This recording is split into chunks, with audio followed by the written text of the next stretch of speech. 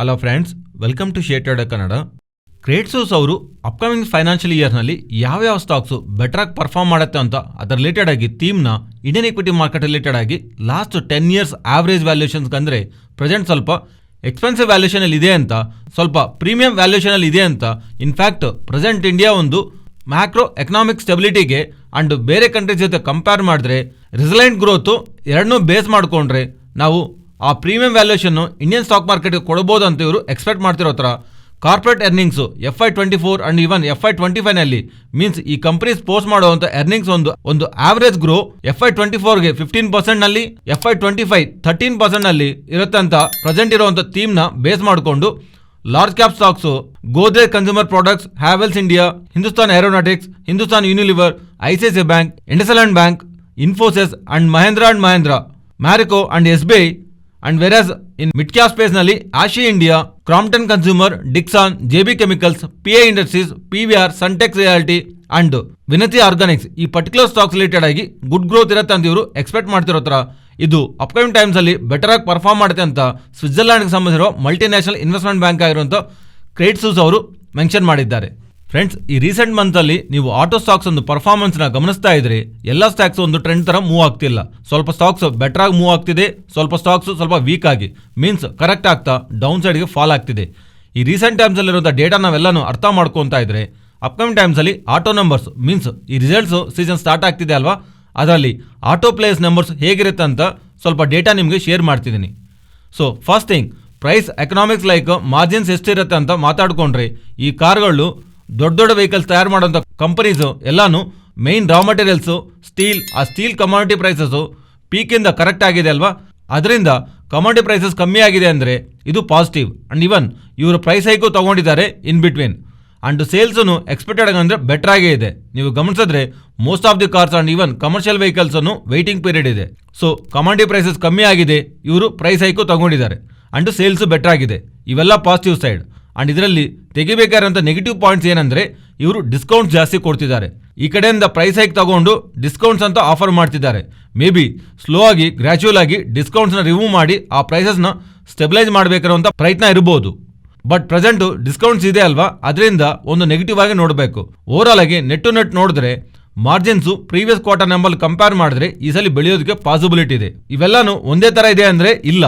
Personally ನಾನು expect ಮಾಡ್ತಿರೋದು recent data ಪ್ರಕಾರ ನಾವು ಅರ್ಥ ಮಾಡ್ಕೊಂಡ್ರೆ ಜಾಸ್ತಿ % ಲಾಭ ಪಡುವಂಥ ಫೇಸು ಈ ಸಲ commercial vehicle space like Ashok Leyland ಅವರಾದರೂ ಪ್ಯೂರ್ಲಿ ಅಂಡ್ ಟಾಟಾ ಮೋಟರ್ಸ್ ಅವ್ರಿಗೂ ಕಮರ್ಷಿಯಲ್ ವೆಹಿಕಲ್ ಸ್ಪೇಸ್ನಲ್ಲಿ ಬಿಸ್ನೆಸ್ ಇದೆ ಅಲ್ವಾ, ಅಲ್ಲೂ ಅವರು ನಮಗೆ ಒಳ್ಳೆ ನಂಬರ್ಸು ಕಮರ್ಷಿಯಲ್ ವೆಹಿಕಲ್ ಸ್ಪೇಸ್ನಲ್ಲಿ ಕಾಣಿಸ್ಬೋದು.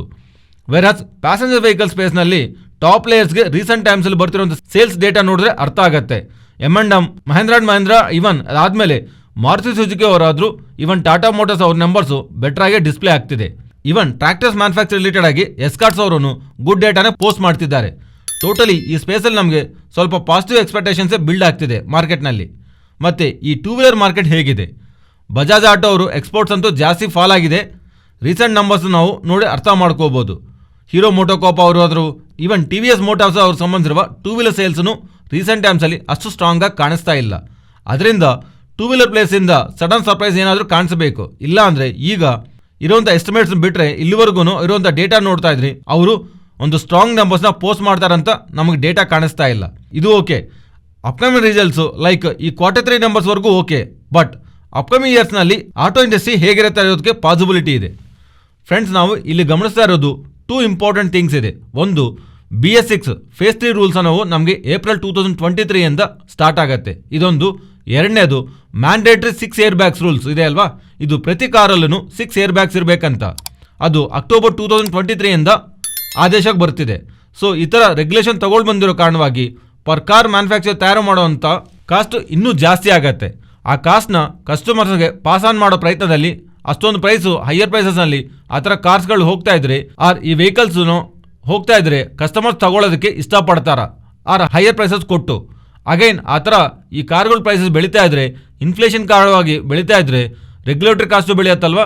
ಆ್ಯಂಡ್ ಇವೆರಡನ್ನೂ ಕಂಬೈನ್ ಮಾಡಿ ನೋಡಿದಾಗ ಎಷ್ಟು ಪ್ರೈಸು ಹೈಕ್ ಅನ್ನೋದು ಕಸ್ಟಮರ್ಸ್ಗೆ ಹೇಗೆ ತಗೊತಾರೆ ಅನ್ನೋದು ಒಂದು ಬಿಗ್ ಕ್ವಶನ್ ಮಾರ್ಕ್. ಅದರಿಂದ ಮಾರ್ಕೆಟ್ ಎಸ್ಟಿಮೇಟ್ಸ್ ಪ್ರಕಾರ FY23ನಲ್ಲಿ ಆಲ್ಮೋಸ್ಟ್ 23% ಹತ್ರ ಆಟೋ ಸ್ಪೇಸ್ನಲ್ಲಿ ಗ್ರೋತ್ ಇದ್ದರೆ, ಪರ್ಟಿಕ್ಯುಲರ್ ಆಗಿ ಪ್ಯಾಸೆಂಜರ್ ವೆಹಿಕಲ್ಸು 23% ಗ್ರೋತ್ ಇದ್ದರೆ, FY24 ಬಂದರೆ ಕೇವಲ 6% ಗ್ರೋತ್ನ ಮಾರ್ಕೆಟ್ ಎಸ್ಟಿಮೇಟ್ ಮಾಡ್ತಿದೆ.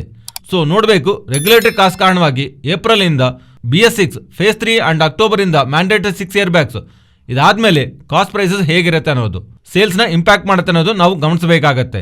ಅದರಿಂದ ಆಟೋ ಸ್ಪೇಸ್ನಲ್ಲಿ ಪ್ಲೇ ಮಾಡಬೇಕಂತ ಅನ್ಕೊಳ್ಳೋರು ಸೆಲೆಕ್ಟಿವ್ ಆಗಿ ಟೈಮ್ ಟು ಟೈಮ್ ಬರ್ತಿರುವಂಥ ಡೇಟಾನ ಆಧಾರ ಮಾಡಿಕೊಂಡು ಪರ್ಟಿಕ್ಯುಲರ್ ಆಗಿ ಆ ಸ್ಪೇಸಲ್ಲಿರುವಂಥ ಪ್ಲೇಯರ್ಸ್ ಜೊತೆ ನಾವು ಪ್ಲೇ ಮಾಡಬೇಕಾಗತ್ತೆ. As of now passenger vehicle ಸೆಗ್ಮೆಂಟ್ನಲ್ಲಿ M&M and Tata Motors Maruti Suzuki better ಆಗಿ ಪರ್ಫಾರ್ಮ್ ಮಾಡ್ತಿದ್ರು. ಟ್ರ್ಯಾಕ್ಟರ್ ಸೆಗ್ಮೆಂಟ್ನಲ್ಲಿ ಎಸ್ಕಾರ್ಟ್ಸು, ಟೂ ವೀಲರ್ ಸೆಗ್ಮೆಂಟ್ನಲ್ಲಿ TVS Motors and commercial vehicle ಸ್ಪೇಸ್ನಲ್ಲಿ Ashok Leyland, even majority business Tata ಮೋಟಾರ್ಸ್ಗೂ ಇದೆ. ಅದರಿಂದ ಅಲ್ಲೂ ನಮಗೆ ಬೆಟರ್ ಪ್ಲೇ ಕಾಣಿಸೋದಕ್ಕೆ ಪಾಸಿಬಿಲಿಟಿ ಇದೆ. ನೆಕ್ಸ್ಟು ಏರ್ಟೆಲ್ ಬಗ್ಗೆ ಮಾತಾಡ್ಕೊಳ್ಳೋಣ. ಏರ್ಟೆಲ್ ರಿಲೇಟೆಡ್ ಆಗಿ JP Morgan ಅವರು ಪ್ರೀವಿಯಸ್ಲಿ ಕೊಟ್ಟಿರೋಂಥ ಓವರ್ ವೈಟ್ ರೇಟಿಂಗಿಂದ ಕಟ್ ಮಾಡ್ತಾ ಅಂಡರ್ ವೈಟ್ ರೇಟಿಂಗ್ ಕೊಡ್ತಾ ಟಾರ್ಗೆಟ್ನ 710 ರುಪೀಸ್ ಅನ್ನೋ ಹತ್ರ ಅಪ್ಡೇಟ್ ಮಾಡ್ತಿದ್ದಾರೆ. ಅವರು ಏನಕ್ಕೆ ಭಾರತೀಯ ಏರ್ಟೆಲ್ನ ನೆಗೆಟಿವ್ ಆಗಿ ನೋಡ್ತಿದ್ದಾರೆ. ಟಾರ್ಗೆಟ್ 816ಇಂದ 710ಗೆ ಕಟ್ ಮಾಡ್ತಿದ್ದಾರೆ. ಇದಕ್ಕೆ ಇವರು ಮೆನ್ಷನ್ ಮಾಡ್ತಿರೋಂಥ 3 ಇಂಪಾರ್ಟೆಂಟ್ ರೀಸನ್ಸ್. ಇವ್ರು ಅನ್ಕೊಂಡಿರೋಕಂದ್ರೆ 5G ರಿಲೇಟೆಡ್ ಆಗಿ ಆ್ಯಂಡ್ ಬೇರೆ ಆಪರೇಷನ್ ಎಕ್ಸ್ಪೆನ್ಸನ್ಸು ಜಾಸ್ತಿ ಹಣ ಖರ್ಚು ಮಾಡಿರೋ ಥರ. ನೆಕ್ಸ್ಟು ಇವರು ಟ್ಯಾರಿಫ್ ಹೈಕ್ನ ಯಾವಾಗ ಮಾಡ್ತಾರೋ ಅನ್ನೋ ಒಂದು ಕ್ವಶನ್ ಮಾರ್ಕ್ ಇವ್ರಿಗೆ ಜಾಸ್ತಿ ಇದೆ ಅನ್ನೋ ಥರ JP Morgan ಅವರು ಹೇಳ್ತಿದ್ದಾರೆ. ಬಿಕಾಸ್ ಇನ್ಫ್ಲೇಷನ್ ಕಾರಣವಾಗಿ ಪ್ರೈಸಸ್ ಬೆಳೆದಿದೆ.